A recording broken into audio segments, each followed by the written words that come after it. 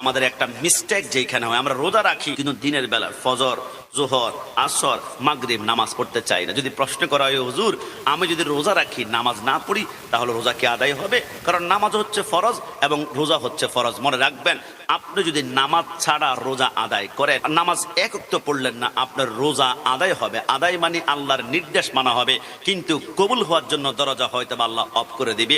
একটা হচ্ছে আদায় হওয়া, আর একটা হচ্ছে কবুল হওয়া। একটা হচ্ছে আল্লাহর নির্দেশ মানা, আর একটা হচ্ছে আল্লাহর কুদরতি কদমে আমলটা কবুল করানো। আপনি আল্লাহর নির্দেশ আদায় হবে, কিন্তু নামাজ যদি না পড়েন কবুল না হওয়ার সম্ভাবনাটাই বেশি। এই জন্য আমরা অবশ্য রোজার সাথে সাথে 5 ওয়াক্ত নামাজ জামাত সহকারে আদায় করতে পারে। আল্লাহ তৌফিক দান করুন। সবাই জবান খুলে বলি আমিন। রমজান মাসে গান বাদ্য গীবত করলে রোজা কি আমাদের টিকবে কি টিকবে না সিদ্ধান্ত আপনার কাছে। তবে আমি একটু ব্যাখ্যা করতে পারি। নুজহাতুল মাজালিসের মধ্যে আব্দুর রহমান সাফুরি রাহমাতুল্লাহ আলাইহি লেখে, ইবলিসকে যখন আল্লাহ জান্নাত থেকে বের করেছিল, ইবলিস বলেছিল আল্লাহ আপনার ধর্ম ইসলামকে প্রচার করার জন্য আপনার তো 1,24,000 পয়গাম্বর আছে, আল্লাহ আমার শয়তানি প্রচার করার জন্য আমাকে 2-1টা পয়গাম্বর দেন না। আমার আল্লাহ বলে, যা ইবলিস তোকে 2টা পয়গাম্বর দিলাম। ইবলিসের 1 নম্বর পয়গাম্বরের নাম হচ্ছে সাহের, জাদুকর, আর 2 নম্বর হচ্ছে কাহেন, গণক। কোন জাদুকর গণকের কাছে কি যদি বলেন আমার হাতটা একটু গুনে দেখুন তো, টিয়া পাতা দিয়ে কাঠটা উঠি আমাকে একটু রাষ্ট্রে গুনে দেখান তো, মনে করবেন শয়তানের পয়গাম্বরের খপ্পর আপনি পড়েছেন, শয়তানের কন্ট্রোলে আপনি চলে গিয়েছেন। শয়তানের কন্ট্রোলে যদি যান ঈমান হারানোর সম্ভাবনা বেশি। ইবলিস বলেছিল আল্লাহ পয়গাম্বর তো পেয়েছি 2 জন, কিন্তু আল্লাহ আপনার তো অসংখ্য কিতাব আছে, আমি ইবলিসকে কয়েকটা কিতাব দেন না। আমার আল্লাহ বলে, ইবলিস তোকে আমি 2টা কিতাব দিলাম। একটা হচ্ছে শাররুজ্জান, এটা হচ্ছে খারাপ ধারণা, খারাপ সন্দেহ। একজন মানুষ হেঁটে যাচ্ছে, ভালো মানুষ, আমি চিন্তা করলাম এই মনে হয় জানাকারী, এ মনে হয় চুরি করে, এ মনে হয় বাটপার, এ মনে হয় ঘুষখোর, কিন্তু তার ভিতরে যে গুনাহগুলা নাই, পাপগুলা নাই, গীবতগুলা নাই, সেটা আমি চর্চা করলাম। আর 2 নম্বর শয়তান তোর কিতাবের নাম হচ্ছে তাসাউরিল কালাম, কাল্পনিক কথা। কাল্পনিক কথা মানে ওই যে অনেক প্রিয় তোমাকে রাজি করার জন্য বলে না, 7 সাগর তোমার জন্য পাড়ে দিব, আসমানটা টেনে আনবো, পাহাড় থেকে জাপ দিয়ে তোমার জন্য জীবন কোরবান করব, বাঁচবো না মরে যাব, ওই পাহাড়ে চলে যাব, বিভিন্ন আকারে কাল্পনিক কথা বলে।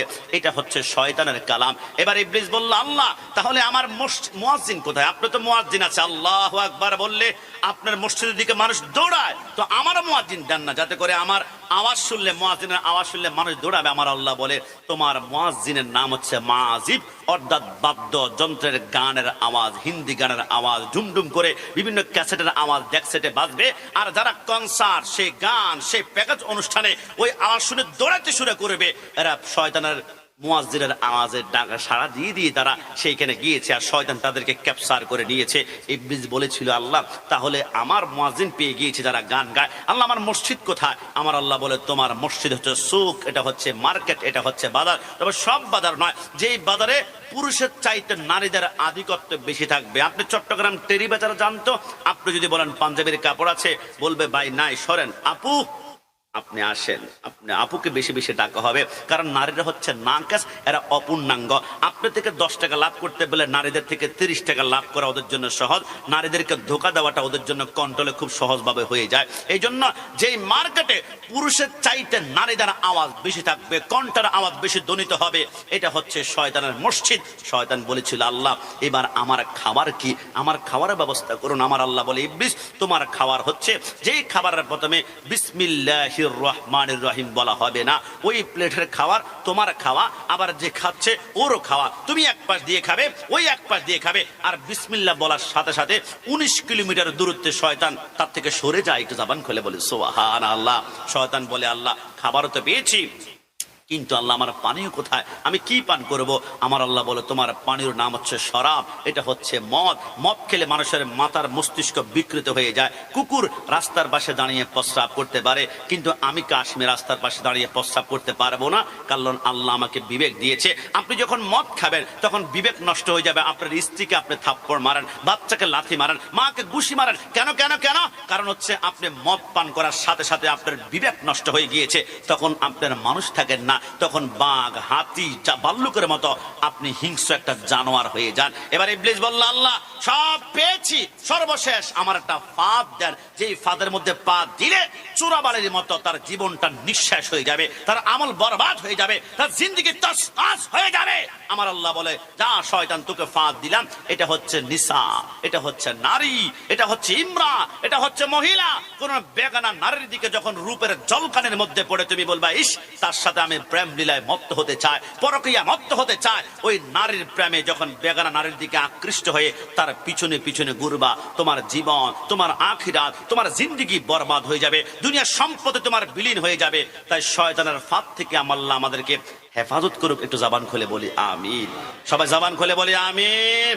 সর্বশেষ প্রশ্ন আপনাদের সামনে, এটা বলে আমি শেষ করে দিচ্ছি যে হুজুর কষ্ট নিবেন না, ইনশাল্লাহ বলার শক্তি, আপনি যদি আমরা যে কোনো কাজের প্রথমে ভালো কাজের শেষে নিয়ত করে আমরা বলার চেষ্টা করব ইনশাল্লাহ। ইনশাল্লাহ বলার শক্তি আপনারা যদি দেখেন আশ্চর্য হয়ে যাবেন। মাইকেল জ্যাকসন, একজন পপ সম্রাটের কথা আপনারা শুনেছেন, উনি চেয়েছিল 150 বছর বাঁচবে।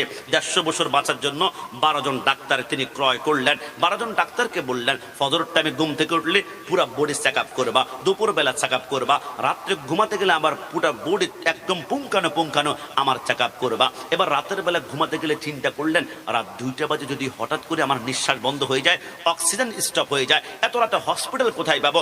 2 মিনিটের ভিতরে যদি মৃত্যুবরণ করি, কি করলে মাইকেল জ্যাকসন তার বেড যেখানে সে শু, ওই বেডের নিচে বিভিন্ন বড় বড় অক্সিজেনের সিলিন্ডার গুলা, পাইপ লাইন গুলা কানেকশন করলেন। মানে অক্সিজেন বন্ধ হলে 1 সেকেন্ডের ভিতরে তার অক্সিজেনটা নাকের ডগরের মধ্যে সাপ্লাই দেওয়া হবে। এবার মাইকেল জ্যাকসন 150 বছর বাঁচবে বলে টার্গেট নিয়েছে, হাতের মধ্যে মাস্ক পরে আর নাকের ভিতরে মাস্ক পরে, অনেক সেন্সিটিভ আবার অর্গান ডোনেট করে রেখেছেন।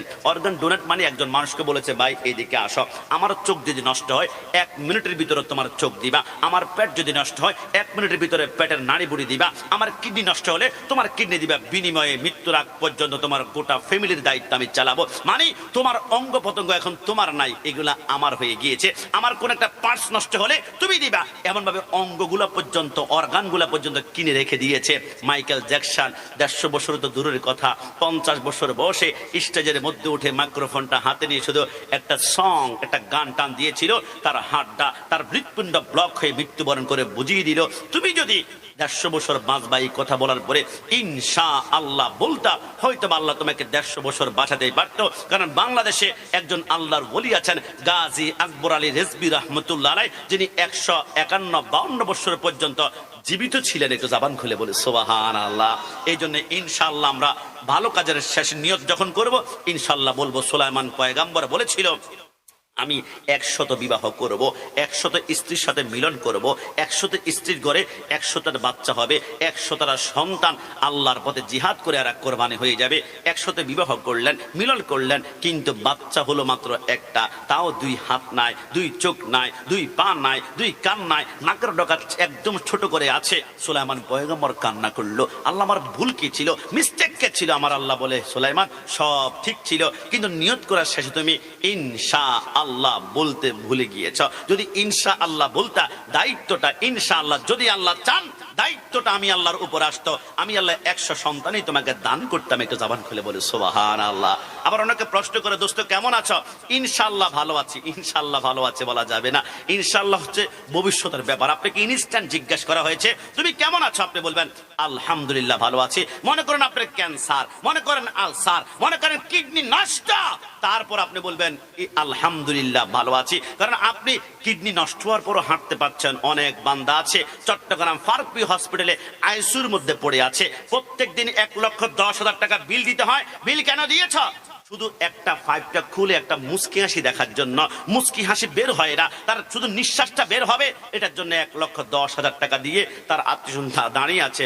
আল্লাহ যে আপনাকে আমাকে সুস্থ শরীর নিয়ে যেই কোনো মুসিবতে কষ্টের মধ্যে রেখেছেন, আমরা যে কোনো কষ্টের মুহূর্তে বলবো আলহামদুলিল্লাহ। সমস্ত শুকরিয়া আদায় করব একমাত্র কার? একটু জবান খোলে কার? আলহাকুমুত তাকাসুর হাত্তা যুরতুমুল মাকাবির।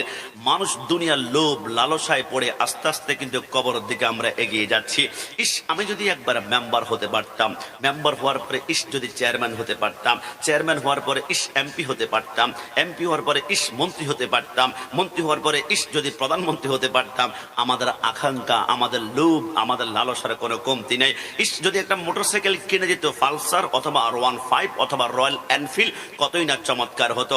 মোটরসাইকেল কিনা হয়েছে এক্স করল্লা, যদি একটা প্রাইভেট কার কিনে যেত আরো দারুণ হতো। প্রাইভেট কার হয়েছে BMW, প্রাইভেট কার হলে আরো সুন্দর হতো। ওইটা কেনার পরে যদি একটা হেলিকপ্টার কিনে যেত, হেলিকপ্টার কেনার পরে যদি একটা প্রাইভেট জেট কিনে যেত, জেট কেনার পরে একটা বিমান যদি আমার নিজস্ব হতো। আকাঙ্ক্ষার কোনো কমতি নাই, কিন্তু আকাঙ্ক্ষা করে করে আমরা যাচ্ছি কোথায়? কবরের দিকে। এই জন্য আল্লাহ পবিত্র কোরআনে প্রথমেই বলেছেন, আল্লাহ ওয়াল্লাযীনা, রব্বুল আলামিন ইরশাদ করেছেন, আল্লাযী খলাকাল মাউতা ওয়াল হায়াতা। হে পৃথিবীর মানুষ, আমি আল্লাহ মৌত এবং হায়াত সৃষ্টি করেছি। দেখুন, আমরা যদি হিসাব করে প্রথম আসে হায়াত, তারপর হচ্ছে মৌত, কিন্তু আল্লাহ প্রথমে বলে আল্লাযী খলাকাল মাউতা ওয়াল হায়াতা। আল্লাহ বুঝলাম না, প্রথম কেন মৌত এনেছেন? আমার আল্লাহ বলে, প্রথম যদি তুমি হায়াতে চিন্তা করো, তাহলে দুনিয়ার লোভ লালসা তোমাকে আগ্রাসন করবে, কিন্তু প্রথম তুমি দুনিয়াতে থাকা অবস্থায় মৃত্যুর চিন্তা করো, যে মৃত্যু আমাকে বরণ করতে হবে। কত কোটিপতি রাষ্ট্রপতি কবরে চলে গিয়েছে, এদের হাড্ডিগুলো পর্যন্ত কবরে পাওয়া যায় না। তাহলে জীবনে যদি মৌতের কথা বেশি বেশি স্মরণ করো, তাহলে তোমার কবরটাকে আমি আল্লাহ সহজে জান্নাতের বাগান বানিয়ে দিবে। একটু জবান খুলে বলো সুবহানাল্লাহ। না, মৃত্যু সবাই বরণ করতে হবে, এই কথার মধ্যে কোনো সন্দেহ। ইউসুফ আলাইহিস সালামকে হারিয়ে ইয়াকুব পয়গাম্বর একটানা 20 বছর কান্না করেছিল। চোখের পানি পড়তে পড়তে ইয়াকুব আলাইহিস সালামের চোখের নিচে ড্রেনের মতো দুইটা দাগ হয়ে গেল, চোখ দুইটা ব্লাইন্ড হয়ে গেল, অন্ধকার হয়ে গেল। আজরাইল বলে, আমার বড্ড মায়া লাগলো। আমি গেলাম, ইয়াকুব পয়গাম্বর বলে, আজরাইল কি রূহ কবজ করতে এসেছো? বলে, না, আপনি 20 বছর সন্তান ইউসুফের মায়া কান্না করতে করতে চোখ দুইটা অন্ধ হয়ে গিয়েছে, একটু মায়া লাগলো, দিদার করতে আসলাম, মিটিং করতে আসলাম, সাক্ষাৎ করতে আসলাম, লেখা করতে আসলাম। হে আজরাইল, মৃত্যুর আগে তোমাকে পায় না। তুমি যার কাছে একবার যাও, মা থেকে সন্তান জুদা, স্বামী থেকে স্ত্রী জুদা, বাবা থেকে সন্তান জুদা হয়ে যায়। তোমাকে যদি পেয়ে গিয়েছে আজরাইল, একটা রিকোয়েস্ট কি রাখবে? বলে, কি? বলে, মৃত্যুর আগে আমাকে 3টা সিগন্যাল দিও। 1 নম্বর সিগন্যালে একটু রেডি হব, 2 নম্বর দিলে আরেকটু রেডি হব, 3 নম্বর দিলে একদম ফাইনালি আমি রেডি হয়ে যাব। আজরাইল বলে, আকবাল তাকাম, কবুল করলাম, সিগন্যাল 3টা দিব। আজরাইল চলে গেল। 50 বছর হয়ে গেল, আজরাইল সিগন্যাল দেয় না। 70 বছর হয়ে গেল, সিগন্যাল নাই। 100 বছর হয়ে গেল, সিগন্যাল নাই। 119 বছর বয়সে আজরাইল যখন আসলো, ইয়াকুব আলাইহিস সালাম বলে, একটা সিগন্যাল দেওয়ার জন্য এত লম্বা সময়? আজরাইল বলে, কিসের সিগন্যাল? রূহ কবজ করতে এসেছি। কি রে আজরাইল, তুমি না বলেছো মৃত্যুর আগে সিগন্যাল দিবা? ফেরেশতা মিথ্যা বলে না, খায় না, ঘুমায় না, পুরুষ নয়, মহিলা নয়, তুমি কেন মিথ্যা বলেছ? আজরাইল বলে, প্রশ্নে আসে না। আমি 3টা সিগন্যাল আপনাকে দিয়েছি, আপনি হয়তো বা খেয়াল করেন নাই। আরে কেমন সিগন্যাল দিয়েছ?